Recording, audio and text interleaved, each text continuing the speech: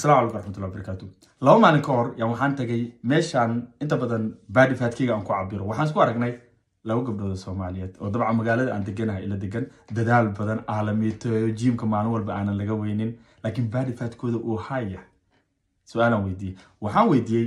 waa maxay sababta baadi faatkiina uu sidaan u yahay anoo og hadana inaan si fiican u caalamiyeysaan saddex qalada ii soo baxday oo inta badan commentiyadana la igu weydiiyo badankiina aad ku wada sugantihiin saddexda qaladka ugu horeeya waxay tahay waxa moodaa inaad cunto healthy cunaysid at the same time na cuntada healthy carqalada maanta miisaanka kugu kordhinayso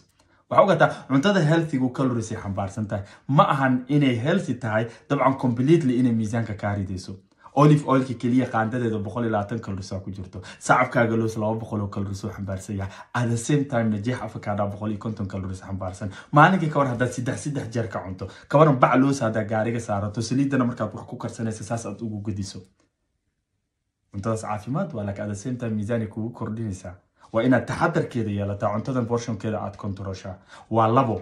miisaan dhimis aan galno أنت يرون نظيف أو فضل رنا إنا عنه نو وحال روا بروتينكاga إنا حوجة صارته أنت يرون معان سوي إنا سموذي يرشيدته هادو تينا قلبيه عاد حوجة بريسي تشيكن عنده أما بتاتي معان نو تاس معان وحال روا أنت ميزانكاga لقيها أو بروتين هرت مركور إنا تميل صارته سيدتن كيلا تا سيدتن جرام قاضو بقول كيلا تا بقول جرام قاضو هذا ككر ديكرتنا استيلو ونكسي لأنه بروتينكو جاجدو ترى هذا سنتم كريفينكو كعلنا سيدو كلتنا وحكا عوينا بدل مروق لو ملت إنه فادلوس عاد سميسو بروتين كودا لو أها سدح وحنكلو أركي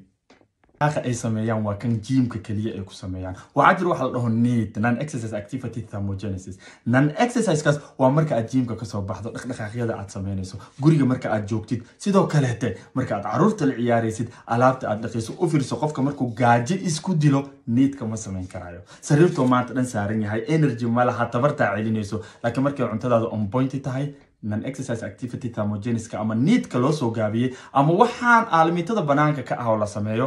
way fududaanaysaa isku day marka saddexdan qalad as much as aad awoodi karto in aad iska saxdo waxaan ku soo gabagabeynaa hurdada aad ay muhiim u tahay habeenkii markaad gurigaaga timaado biyo kulul ku qubayso at the same time hada stretches sameyn karto samee